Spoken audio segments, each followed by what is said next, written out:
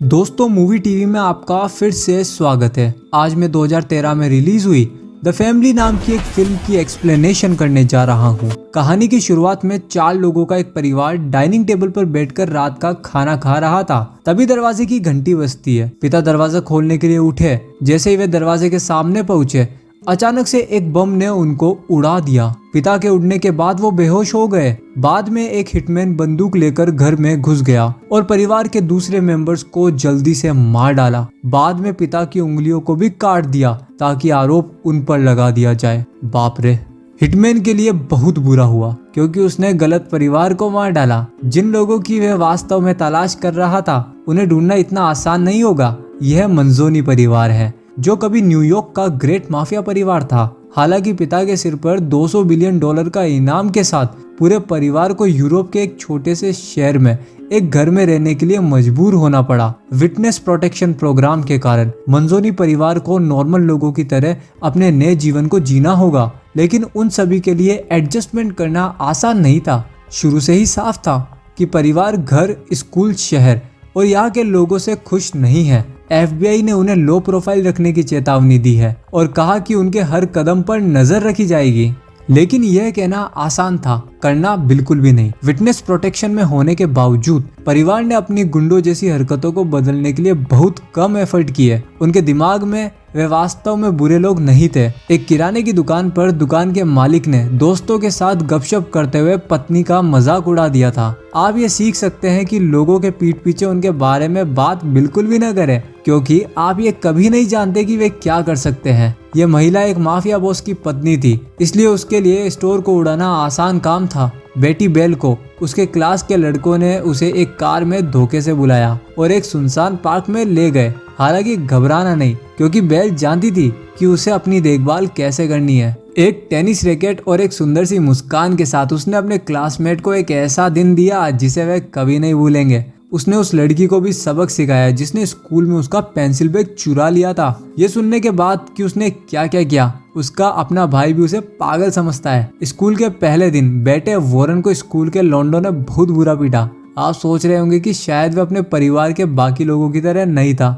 ठीक है, पर आप यहाँ पर गलत हैं, क्योंकि लंच टाइम तक अब वो पहले से ही स्कूल के सभी बड़े बदमाशों को जानता था और वे जो चाहता था वो था कि मासूम दिखना, क्योंकि कुछ ही दिनों में उसने कैंपस में अपना एक क्रिमिनल नेटवर्क बना लिया था। बहुत तेज हो रहा है ये पता चला कि बेल अकेली नहीं थी जो जानती थी कि लड़ाई में खुद को कैसे संभालना है। रेवेंज इस गेम का नाम था, क्योंकि वॉरेन ने बदमाशों पर प्लान बनाकर जोरदार हमला किया और अपने क्रिमिनल नेटवर्क में कुछ स्कूलमेट्स की भी मदद ली उनको पीटने के लिए। अब बात करते हैं पिता की। पिता किसी भी दूसरे मिडिल एज्ड आदमी की तरह ही दिख रहा है, लेकिन अपने आप को मूर्ख मत बनने दो। वह बड़े दिल वाला माफिया बॉस था। एक दुकानदार ने उसे खराब सामान बेचने की कोशिश की। एक प्लम्बर ने गलत मरम्मत करके पैसे लेने की कोशिश की। क्या आप अंदाजा लगा सकते हैं कि उसके साथ क्या हुआ? हाँ, यही हुआ जो मैंने क्लिप्स में आपको दिखा दिया। हर कोई कुछ महीनों में रिलोकेट होने से थक गया था, इसलिए घुलने मिलने के लिए मंजोनी परिवार ने पड़ोस के लिए एक बारबेक्यू रखा। हालांकि पत्नी चाहती थी कि उसके पड़ोसी बारबेक्यू का मजा ले।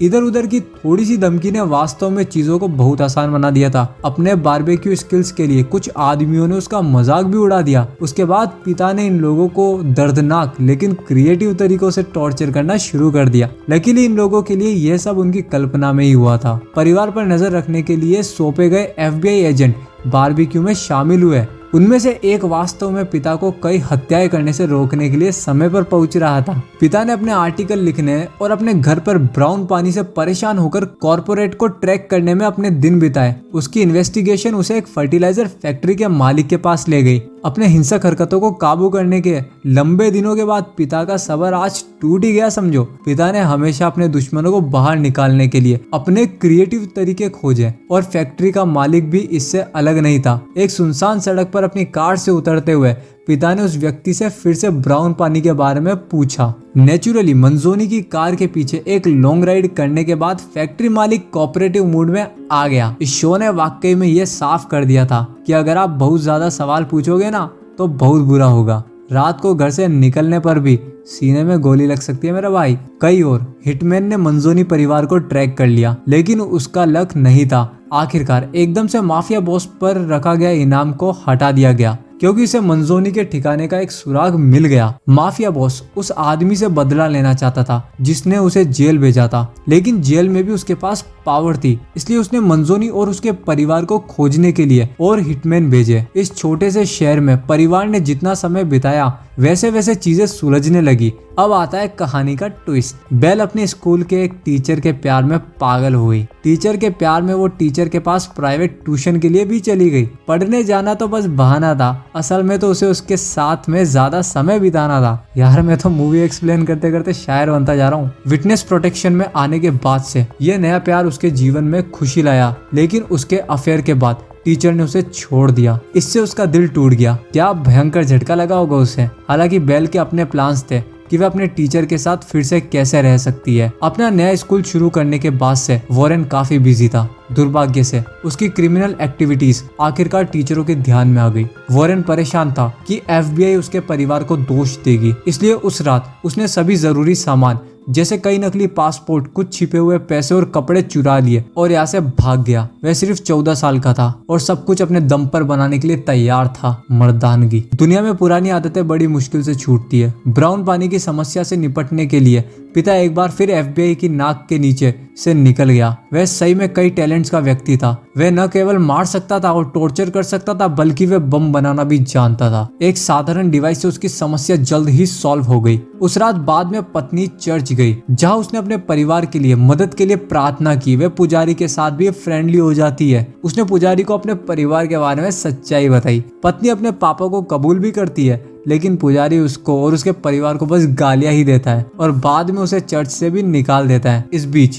पिता और उसके FBI हैंडलर एक मूवी शो को अटेंड करने के लिए स्कूल गए, जिसमें FBI एजेंटों की नाराजगी को दिखाया गया था। यह फिल्म न्यूयॉर्क माफिया के बारे में थी।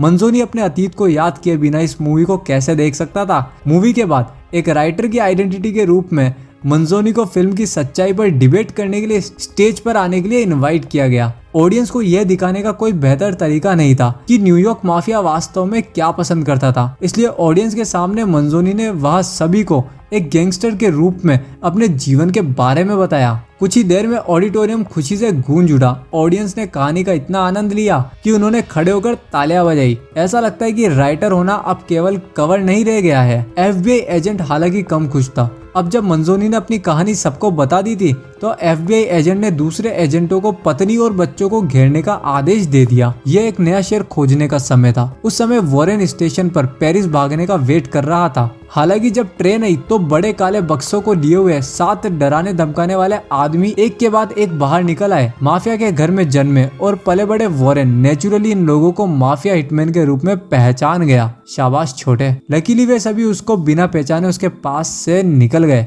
जैसे ही हिटमैन अपनी कारों में चले गए, वॉरेन ने अपने परिवारों को चेतावनी देने के लिए घर बुलाया। अनफॉर्चुनेटली कोई भी फोन उठाने वाला नहीं था। सड़क पर बेल ने अपनी क्लासमेट का सेलफोन चुराने के लिए उस पर हमला किया। एक बिल्डिंग की छत पर बेल ने फाइनल गुड बाय देने के लिए अपने टीचर को बुलाया। बिल्डिंग की छत से उसे सड़क के उस पार पुलिस बिल्डिंग और काले रंग के आदमियों के बारे में एक सही व्यू मिला जो अभी अभी आए थे। ये लोग प्रोफेशनल हिटमैन थे। वो हर पुलिस ऑफिसर को मार रहे थे। अगर वो ऐसा नहीं करते तो पुलिस बिना बुलाए उनकी पार्टी को ही खत्म कर देती। वे मंजोनी परिवार का नया पता खोजने के लिए पुलिस डेटाबेस का इस्तेमाल कर रहे थे। बुद्धिमान और माफिया बॉस की बेटी बेल ने जल्दी से उनका पता लगा लिया और ये भी पता लगा लिया कि पुलिस स्टेशन में वो लोग क्या कर रहे हैं और अपने परिवार को बचाने के लिए दौड़ पड़ी। इसके ठीक बाद हिटमैन फायर स्टेशन के पीछे चला गया। अब उनके मिशन में कोई दखल नहीं दे सकता था।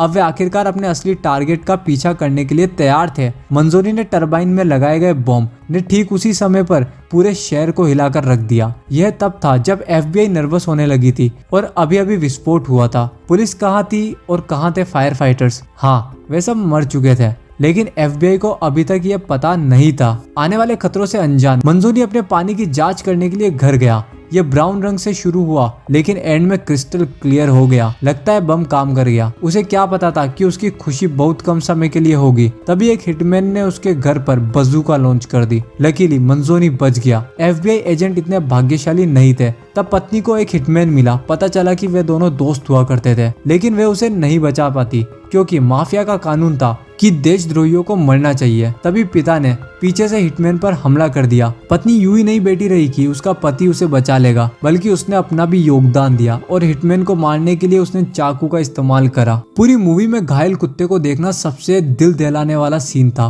तुम्हें पता है ये हिटमैन वास्तव में बेरहम है। जब वे गली के कुत्ते को मार रहे थे तो बेल ने वही किया जो उसे सही लगा और एक हिटमैन को मार डाला। फिर उसकी बंदूक चुराने के ठीक बाद वॉरेन ने भी अपनी खुद की बंदूकें ढूंढ ली। अच्छी बात यह रही कि हिटमैन ने अपने हथियार गली में छोड़ दिए जहाँ कोई भी उन्हें ले जा सकता था। बेल और वॉरेन ने भाई और बहन के रूप में अपने बॉन्ड को दिखाया। एक साथ काम करके उन्होंने कुत्तों को मारने की कोशिश कर रहे लोगों पर गोलियां चला दी। उनका निशाना बेहतरीन था और उन्होंने कई दुश्मनों को मार गिराया, पर आखिरी हिटमैन अभी भी जिंदा है। वे घबराकर अपनी जान बचाकर भागी। जब सब कुछ खत्म होता दिख रहा था तभी FBI एजेंट ने आखिरी आदमी को अपनी कार से कुचल दिया। वे वास्तव में एक टीम एफर्ट था जिसने उन्हें जीत तक पहुंचाया। एक परिवार के रूप में फिर से जुड़ने के बावजूद केवल पिता ही थे जो दिन के अंत में उनके जीवन से खुश थे।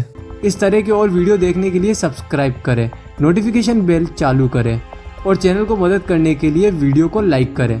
वीडियो देखने के लिए दिल से धन्यवाद।